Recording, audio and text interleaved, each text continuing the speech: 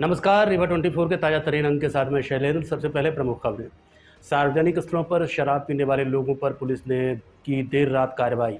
अवैध बोरवेल की सूचना पर सीएसपी के नेतृत्व में समान थाना प्रभारी ने बोरवेल मशीन को किया जब्त। बाल भिक्षावृत्ति की रोकथाम के लिए जागरूकता बैठक का किया गया आयोजन और फेरी लगाकर जीवन यापन करने वाले 22 वर्षीय युवक की बस की ठोकर से मौत। इन खबरों सहित अन्य खबरें अब विस्तार से। रीवा के समान व महिया थाना अंतर्गत कल रात सार्वजनिक स्थलों पर शराब पीने वाले शराब प्रेमियों पर कार्रवाई की गई।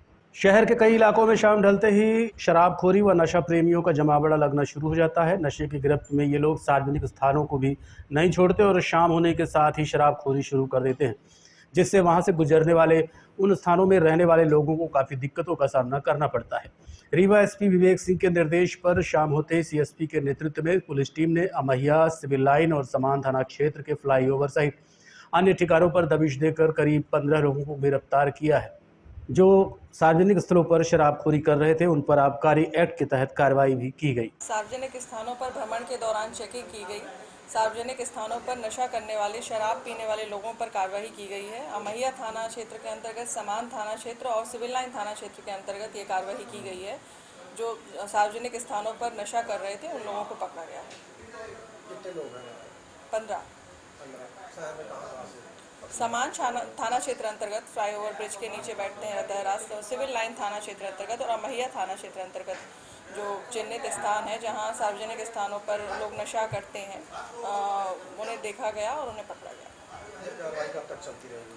कार्रवाई निरंतर जारी रहेगी। निरंतर हम कार्रवाई कर रहे हैं और सार्वजनिक स्थानों पर आपके माध्यम से ये अपील भी करना चाहेंगे कि सार्वजनिक स्थल पर आप नशा ना करें, इसको अवॉइड करें, क्योंकि ये किसी दुर्घटना का कारण भी बन सकता है और किसी अपराध को भी जन्म दे सकता है। तो इस बात का आप ध्यान रखें, एक जिम्मेदार नागरिक बने जिससे कि समाज सुधर सके। तीन लोगों को कैसे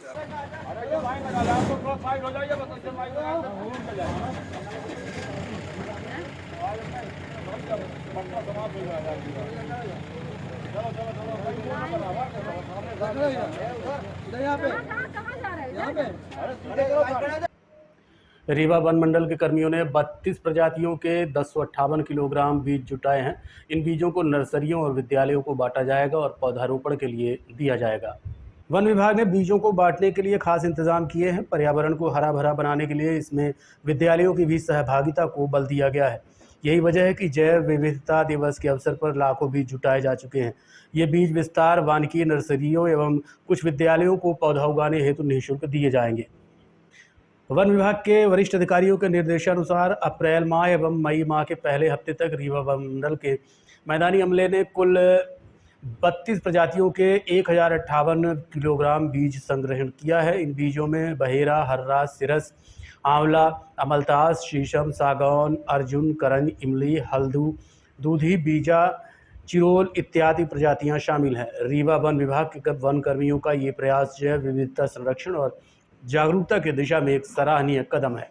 रीवा वन मंडल में विगत एक माह से, इनफैक्ट मोटे तौर पर 1.5 माह हो गया है, वरिष्ठ अधिकारियों के निर्देशानुसार लगभग सभी मैदानी वन कर्मियों ने गर्मी के सीजन में जो बीज गिरते हैं पेड़ों से वो संग्रह किए थे और कुल मिला के 15 दिन पहले तक का जो डेटा है उसमें लगभग 32 प्रजातियों के 1000 किलो से ज्यादा बीजों का संग्रहण हुआ है। इन बीजों में या इन प्रजातियों में कई ऐसी प्रजातियां भी हैं जो RET प्रजातियां बोला जाता है, रेयर एंडेंजर्ड और थ्रेटन। इसमें जैसे हल्दू हो गया, बीजा हो गया और शीशम हो गया, सिरस हो गया या हर बहेड़ा, आंवला हो गया। तो इस तरह की कई प्रजातियां हैं। इसका उद्देश्य ये रहेगा कि जैसा आज जैव विविधता दिवस भी है और जिसकी थीम है be part of the plan, या हम भी योजना का हिस्सा बने। कौन सी योजना? ऐसी योजना जो जैव विविधता के लॉस को एड्रेस करे। तो उसी डायरेक्शन में हमारा ये काम था और इसमें हम आगे बढ़ के ये करेंगे कि रोपनियों में हम वो बीज उपलब्ध करा रहे हैं जो हमारे वन विभाग की है और वो निःशुल्क हम उपलब्ध करा रहे हैं। इससे उन RET प्रजातियों के पौधे विकसित किए जा सकते हैं। उसके अलावा ये बीज कुछ स्कूलों और कॉलेजेस में भी निःशुल्क दिए जाने का प्रावधान रखा है। अभी तक सिर्फ एक ही कॉलेज के प्रोफेसर का हमारे पास में निवेदन आया है। अवैध रूप से हो रहे बोरवेल की सूचना पर सीएसपी के नेतृत्व में समान थाना प्रभारी व स्टाफ ने समान थाना अंतर्गत गड़रिया दुर्गा मंदिर के पास पहुंचकर बोरवेल मशीन को जब्त करने सहित कानूनी कार्रवाई की है। रीवा कलेक्टर प्रतिभा पाल ने बिना अनुमति के बोर कराने व करने पर प्रतिबंध लगा रखा है। उसके बावजूद भी लोग चोरी छिपे बोरवेल मशीन बुलवाकर बोर करवा रहे हैं, जिस पर अब पुलिस कड़ी कार्रवाई कर रही है। अवैध रूप से हो रहे बोरवेल की सूचना पर सीएसपी के नेतृत्व में समान थाना प्रभारी व स्टाफ ने समान थाना अंतर्गत गड़रिया दुर्गा मंदिर के पास पहुंच बोरवेल मशीन को जब्त करने सहित कानूनी कार्रवाई की। इसके अलावा अभी तक पुलिस ने अवैध बोरवेल की सूचना मिलने पर 3 कार्रवाई कर चुकी है, जो आगे भी लगातार जारी रहेगी। आपको बता दें कि ग्रीष्म काल में पानी का संकट बढ़ जाता है, जल का स्तर जमीन से खिसक कर काफ़ी नीचे चला जाता है। ऐसी स्थिति में पानी को संरक्षित रखे बिना अनुमति के बोर कराने का प्रतिबंध रहता है, लेकिन लोग कलेक्टर के आदेशों का उल्लंघन करते हुए मन मुताबिक बोरवेल करा लेते हैं। लोगों की मनमानी रोकने और कलेक्टर के निर्देशों का पूरी तरह से पालन करवाने के लिए पुलिस लगातार काम कर रही है और लोगों से अपील भी कर रही है कि बिना अनुमति के बोर ना कराएं। ऐसा करने पर कानूनी कार्रवाई हो सकती है। पूरे मामले को लेकर क्या कहना है नगर पुलिस अधीक्षक ऋतु उपाध्याय का, आप खुद सुनिए। समान थाने के अंतर्गत अवैध बोर की लगभग 3 कार्रवाइयाँ की गई हैं। श्रीमान कलेक्टर महोदय के आदेश अनुसार इस समय अवैध बोरिंग के लिए प्रतिबंध लगाए गए हैं, परंतु गड़रिया दुर्गा मंदिर के पास से मुखबिर द्वारा जानकारी प्राप्त हुई कि वहां बोर किया जा रहा है। तो जानकारी प्राप्त होने पर समान थाना प्रभारी और मैं हमराह बल के गए और उन पर कार्रवाई की गई। कितने दिवस के अंदर कितनी कार्रवाई की गई? 5 दिवस के अंदर 3 कार्रवाइयाँ की गई हैं और लगातार मुखबिरों द्वारा जानकारी जहां प्राप्त होती है तो कार्रवाई करने के लिए समस्त थाना प्रभारियों को निर्देशित किया गया है। बाल भिक्षावृत्ति की रोकथाम के लिए जागरूकता बैठक का आयोजन आज 24 मई को कलेक्ट्रेट सभागार में किया गया। बाल भिक्षावृत्ति एक अभिशाप की तरह समाज में व्याप्त है। साल 2023 में यूनिसेफ के अनुसार पिछले वर्षों में देश में 7 करोड़ बाल श्रमिक बढ़ गए हैं। अंतर्राष्ट्रीय श्रम संगठन ILO और यूनिसेफ की रिपोर्ट कहती है कि वर्ष 2016 में देश भर में करीब 9.40 करोड़ बाल श्रमिक थे, जो अब बढ़कर 16 करोड़ हो गए हैं। दुर्भाग्य है कि शहर कस्बे में सड़क पर भीख मांगने वाले इन बच्चों को शायद ही बाल श्रम में शामिल किया जाता है। बाल श्रम निवारण कानून और भिक्षावृत्ति निरोधक अधिनियम के अंतर्गत भीख मांगने वालों को 1 से 3 साल के कारावास का प्रावधान है, लेकिन कई राज्यों में सपेरे, मदारी, नट, साधु आदि को पुरातन भारतीय लोक कलाओं व संस्कृत का रक्षक माना जाता है और वो इस अधिनियम की परिधि से बाहर होते हैं। अलबत्ता भिखारी बच्चों को पकड़ने की जहमत कोई सरकारी महकमा नहीं उठाता।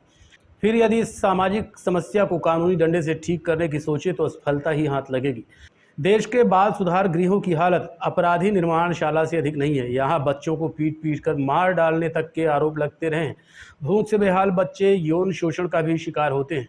रीवा में भी बाल भिक्षावृत्ति का प्रचलन पिछले दशकों में बढ़ा है। आपके शहर के विभिन्न चौराहों और मोहल्ले में भिक्षा मांगने वाले ये बच्चे मिल जाएंगे। यहाँ तक कि कुछ माएँ अपने बच्चों को गोद में लेकर भीख मांगती देखी जा सकती हैं। इन्हीं सब समस्याओं को देखते हुए सरकार ने महिला एवं बाल विकास विभाग को निर्देश दिए हैं कि ऐसे बच्चों की एक लिस्ट तैयार की जाए और उन्हें मुख्यधारा में मिलाने का काम किया जाए, जिससे स्थानीय NGO को भी सहयोग करेंगे। बैठक में कलेक्टर प्रतिभा पाल ने क्या जानकारी दी, आइए आपको विस्तार से दिखाते हैं।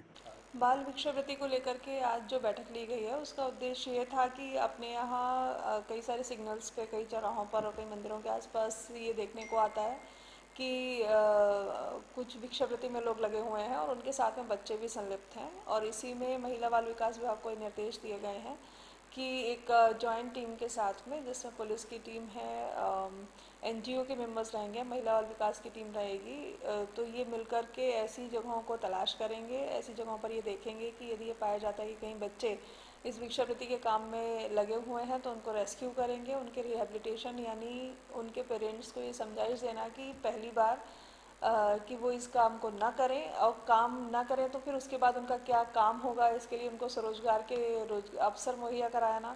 ऐसे बच्चे जो स्कूल से ड्रॉप आउट हैं उनको स्कूल में एडमिशन दिलाना ताकि उनका प्रॉपर तरीके से पुनर्स्थापन हो सके। तो इस सभी बातों को लेकर सभी विभागों की एक समन्वय बैठक की गई है।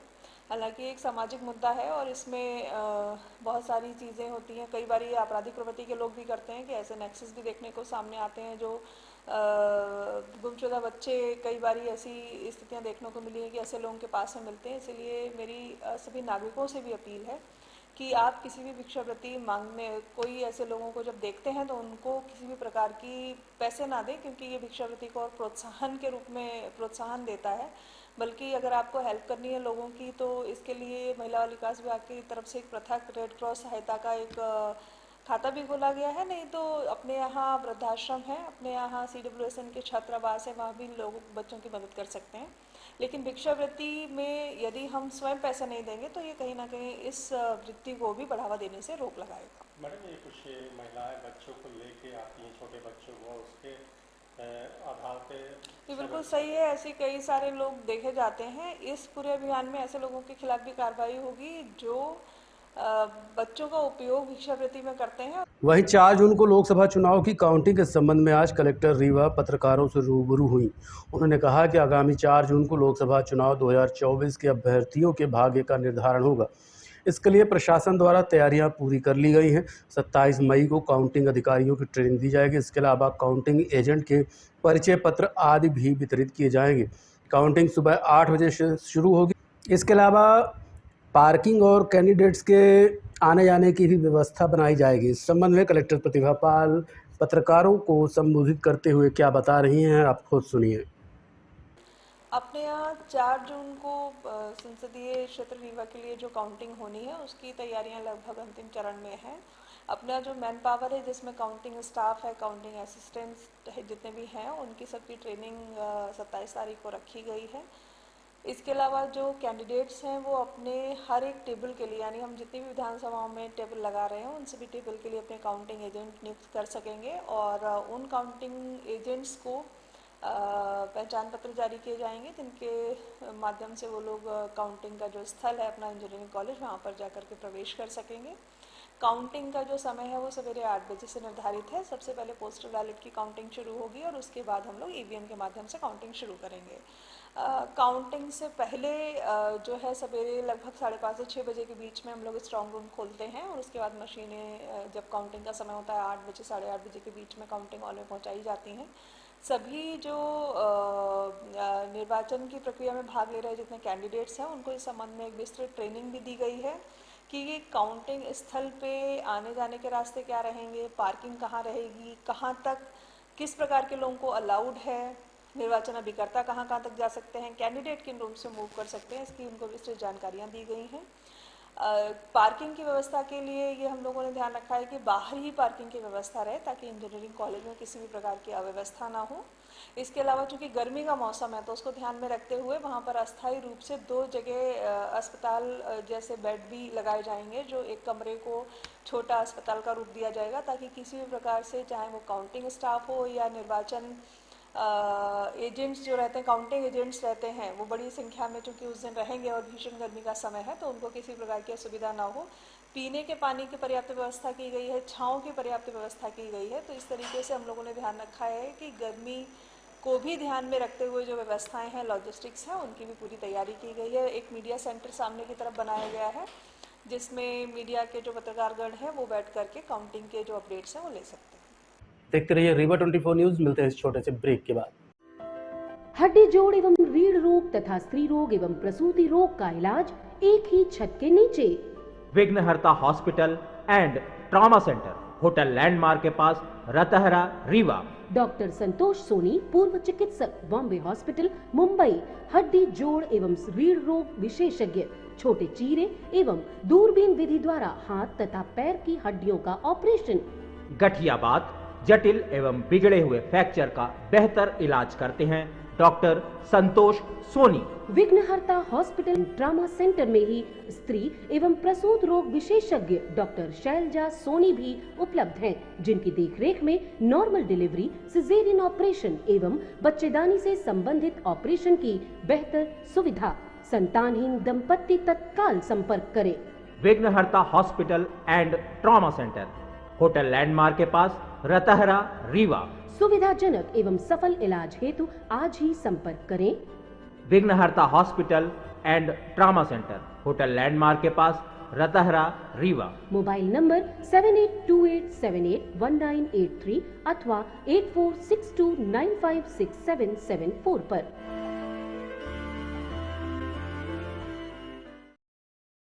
फेरी लगाकर जीवन यापन करने वाले 22 वर्षीय युवक की बस की ठोकर से मौत हो गई।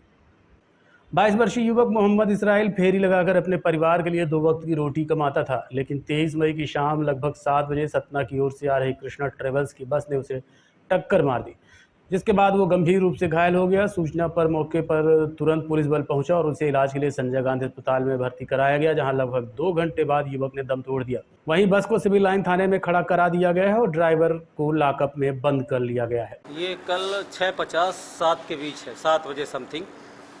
कृष्णा ट्रेवल्स बहुत तेज़ी से आ रही थी। लड़का मोहम्मद इसराइल साइकिल से अपना फेरी का काम करता है, सामान खरीदने के लिए आ रहा था, तो उसे बस ने ठोकर मारा और बच्चा छत गए। उसके बहुत चोट लगी है यहाँ कमर पे, और करीब 7:15 बजे पुलिस की ही गाड़ी यहाँ पर लेके आई है और एडमिट की। फिर लड़का 9:30 बजे ICU में भर्ती था, वहाँ डेथ हो गई उसकी। बस सतना तरफ से आ रही थी सर जी। बस अभी थाना सिविल लाइन में खड़ी है, ड्राइवर भी बंद है। बच्चे की उम्र कितनी होती है? 22 वर्ष बच्चे की उम्र है। फिर मेरा नाम मोहम्मद हलीम, निवासी किटवरिया। वहीं किटवरिया में रहते। यहाँ काहे सवार साइकिल में? नहीं, साइकिल से सवार होकर लड़का आ रहा था। साहू युवा संगठन द्वारा आज छोटी दरगाह के सामने निःशुल्क प्याऊ का शुभारंभ किया गया, जिसका उद्घाटन उप मुख्यमंत्री राजेंद्र शुक्ल के हाथों किया गया। इन दिनों भीषण गर्मी चरम पर है। पारा 43 डिग्री पार कर चुका है। 25 मई से नौतपा लग जाएगा, जो 2 जून तक चलेगा। इस गर्मी के मौसम में अगर 2 घूंट पानी मिल जाए तो बात ही क्या। वैसे भी पानी पिलाना पुण्य का कार्य माना जाता है और हर कोई पानी पिलाता है। हालांकि समाज में कुछ ऐसे भी लोग हैं जो पानी बेचने का काम करते हैं और फ्री में तो एक घूंट पानी भी नहीं देते, लेकिन इसके बावजूद ऐसे भी लोग हैं जो सबके हित का सोचते हैं। इसी कड़ी में आज साहू युवा संगठन द्वारा छोटी दरगाह के सामने निःशुल्क प्याऊ का शुभारंभ किया गया। इस दौरान उप मुख्यमंत्री राजेंद्र शुक्ल पहुंचे और अपने हाथों से लोगों को पानी पिलाकर इस शुभ कार्य की शुरुआत की। इस भीषण गर्मी में आप भी अपनी ओर से अगर किसी को 1 गिलास पानी पिलाते हैं तो वो पुण्य का कार्य माना जाएगा। हालांकि शहर में कुछ ऐसे भी लोग हैं जिन्होंने अपने घरों के सामने पुराने बर्तनों और टब में पानी भर रखा है, जिससे शहर में घूमने वाले पशु भी पानी पीते हैं और अपनी प्यास बुझाते हैं। ये बंसी साहू और साहू समाज के द्वारा यहाँ पर शीतल जल का प्याऊ का शुभारंभ यहाँ पे आज हुआ है। मुझे इस बात की बड़ी खुशी है कि रीवा शहर में जो व्यापारी समाज है वो मानवता के दृष्टि से बहुत ही पुनीत कार्य पिछले कई वर्षों से कर रहे हैं। कई जगह इस प्रकार के निःशुल्क प्याऊ, साथ में कुछ मीठा भी, बताशा से लेके इस प्रकार की चीज़ें भी रखते हैं, जिससे जो राहगीर भीषण गर्मी में बाज़ार में आते हैं तो उनको एक बहुत बड़ी राहत मिलती है। मेरे पास फ़ोटो आते हैं तो मैं देखता हूँ कि लाइन लगी रहती है गिलास लेके पानी लेने वालों की। मतलब बड़े सफल तरीके से प्याऊ का संचालन रीवा शहर में व्यापारी समाज के द्वारा किया जा रहा है। मैं उनको बहुत बहुत बधाई देता हूँ। लगातार खुल रहे हैं। इस बार चुनाव के कारण, थोड़ा आचार संहिता और इस सब के कारण थोड़ा देरी हुई है, नहीं तो ये तो अप्रैल में ही खुल जाते हैं रीवा में। पिछले वर्ष तो मुझे लगता है 50 जगह इस प्रकार के प्याऊ चल रहे थे और अब धीरे धीरे आवश्यकता अनुसार लोग आगे आ रहे हैं। आज ये निःशुल्क प्याऊ का उद्घाटन साहू युवा संगठन द्वारा किया गया है और माननीय मंत्री जी के प्रेरणा से ये हो रहा है। उनका जो वो है कि हर व्यक्ति खुशहाल रहे, परेशान ना हो, उनकी प्रेरणा से ही हमें ये प्रेरणा मिली कि एक निःशुल्क प्याऊ और ठंडा प्याऊ, ठंडे पानी का प्याऊ यहाँ हॉस्पिटल चौराहे पे होना चाहिए, क्योंकि यहाँ पास ही से हॉस्पिटल लगा हुआ है। हमने आज ये देखा कि जैसे ये प्याऊ शुरू हुआ यहाँ लोगों की लाइन लग गई। काफ़ी इतनी भीषण गर्मी है कि लोग प्यास के व्याकुल हो रहे हैं प्यास के मारे। तो उसी को देखते हुए आज इस प्याऊ का उद्घाटन।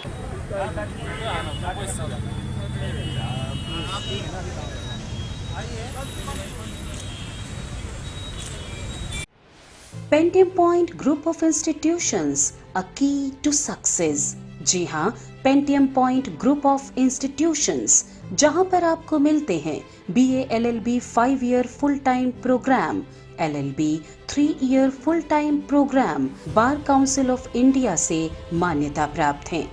MBA के 2 year full time programme AICTE New Delhi से मान्यता प्राप्त हैं। पेंटियम पॉइंट टेक्निकल कॉलेज में स्नातक व स्नातकोत्तर के सभी पाठ्यक्रम संचालित हैं, जिनमें प्रवेश प्रारंभ है। हमारा कॉलेज कोड है P500।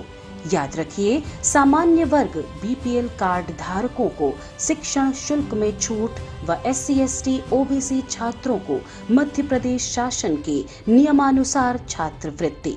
आप संपर्क कर सकते हैं हमारे हेड ऑफिस में, जो है हेडगेवार नगर, रेडियो कॉलोनी के सामने, रीवा, और कॉलेज कैंपस में, जो है करहिया सिमरिया रोड और हरदी सिमरिया रोड, रीवा में। अधिक जानकारी के लिए हमारे फोन नंबर पर संपर्क कर सकते हैं। हमारा फोन नंबर है 07662438035। मोबाइल नंबर पर भी संपर्क किया जा सकता है, जो है 9992084439।